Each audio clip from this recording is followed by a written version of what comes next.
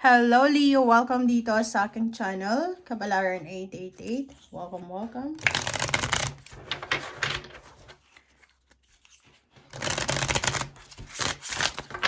Okay, Leo. Alamin natin, Leo, kung anong messages, anong vibration, anong energy gabay para sa inyong lahat.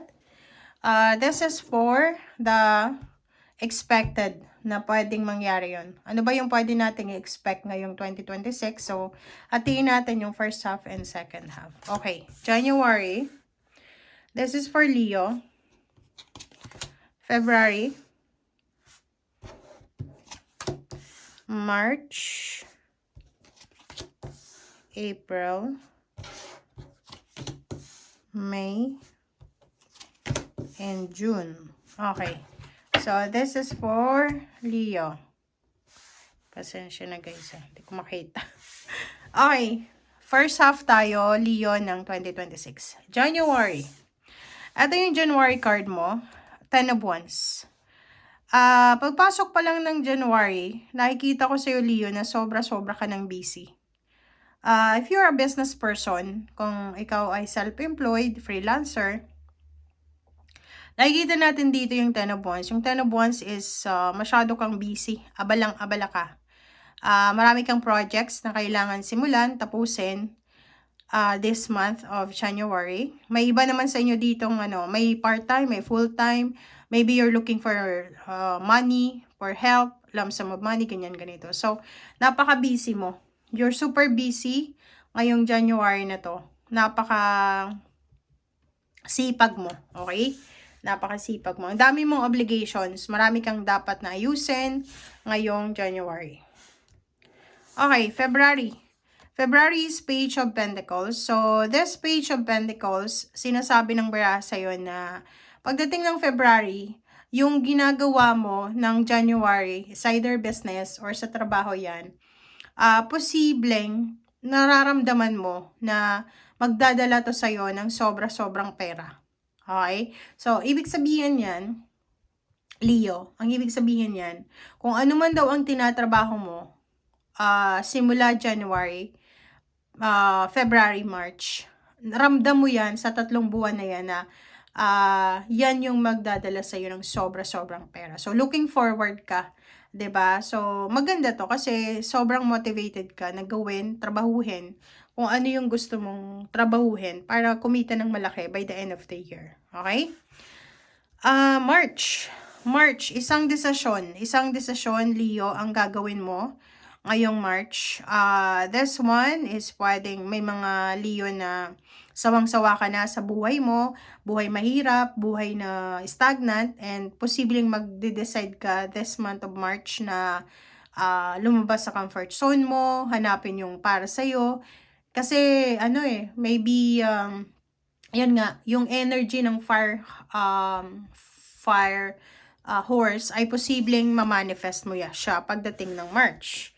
Alright, so yun. In April is 2 of Cups.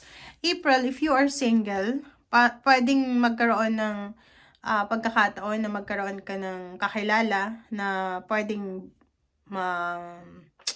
mag-result sa kasal or any relationship.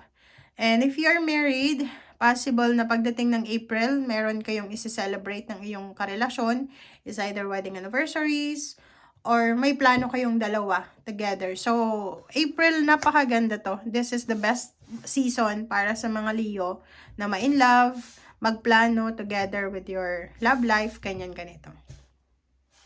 Pagdating ng May, kinakailangan mo daw ng pasensya.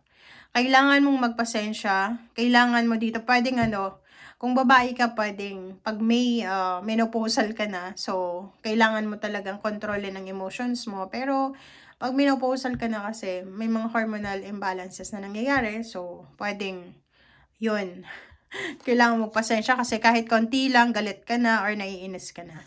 And June, 6 of Cups. June, this is the month na pwedeng maraming babalik sa'yo. Or ikaw mismo, babalikan mo yung mga magagandang alaala sa buhay mo. And pwedeng may magbabalikan, love life, pwedeng makikipagbalikan sa ex. or pwedeng magbabalik tanaw ka sa mga taong naging parte ng buhay mo sa past na pwedeng nagdala ng saya sa'yo. Pwedeng babalik ka sa lugar mo para magbakasyon. Pwedeng nakapag-decide ka na ngayong June ay magbabakasyon ka. Or pwedeng ikaw ay babalik sa dati mong trabaho or babalik sa lugar kung saan ka galing. Alright, so ang ganda ng barahan nyo.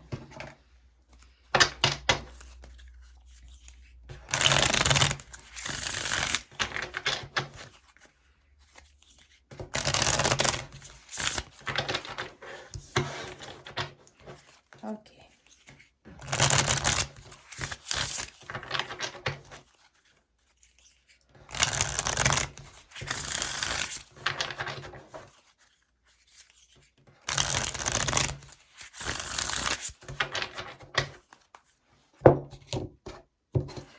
Alright. This is for July, August, September, October, November, and December. Alright. Okay. So, yung July mo dito, Leo, ay 7 of Swords. Sa buwan ng Hulyo, mag-iingat ka. You need to be careful. You need to protect your money, your emotion, health. Okay? Pagdating ng July, mag-iingat ka sa pagtitiwala. Huwag kang masyadong magtitiwala sa kung kani-kanino. Kasi pwedeng dito ay pagplanuhan kang nakawan, pagplanuhan kang gawa ng masama, traidorin, scam, or posibleng maraming maiinggit sa'yo, Leo. Maraming maiinggit sa'yo na pwedeng planuhan ka nila ng hindi maganda. Okay.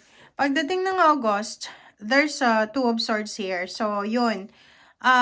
Medyo magpo-procrastinate ka ng August. This is your birthday month. So, pwedeng mag-iisip ka na maghahanda ba ako? Like, for example, if you're 50 years old, 60 years old, or parang feeling mo maghahanda ka ba or hindi, parang ganun. So, you will have parang reason para mag-isip, mag-double check ka niyan. And pagdating ng August, sa birthday month mo, sinasabi ng bara sa'yo na possible na kung may mga decision ka na gustong gawin, kailangan mo na pag-isipang mabuti. Okay? Kailangan mong pag-isipang mabuti. Huwag kang magpadalos-dalos or huwag kang, anong tawag dyan? Huwag kang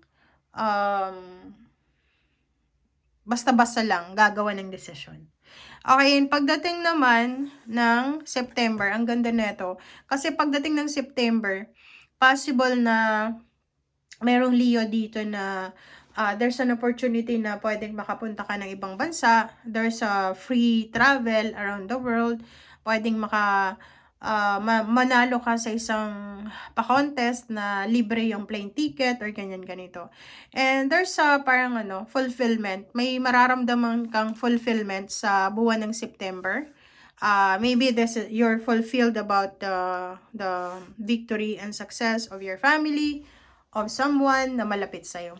So, like kung nagpapatayo ka ng bahay, pwedeng pagdating ng September ay pwedeng ikaw ay magkakaroon ng chance para mag-celebrate, like housewarming, house blessing, ganyan.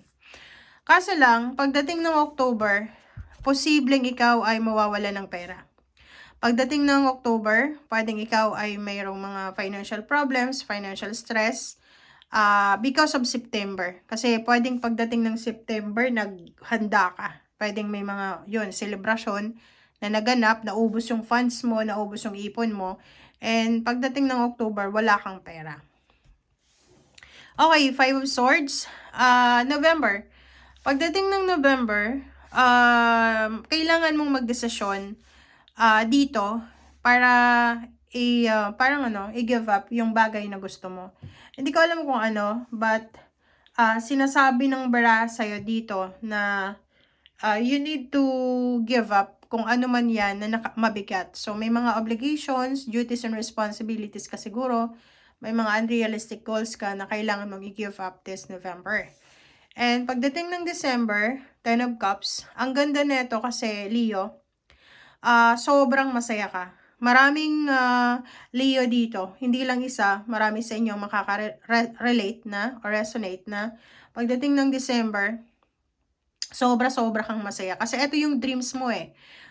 Ito yung family reunion na dreams mo. Ito yung ito yung New Year, Christmas na minamanifest mo. So, nakikita natin yung left and right celebration, invitation, may ikakasal, may bibinyagan, may buntes. Ang daming rason para mag-celebrate ka this December. Okay? Thank you guys for watching. Bye!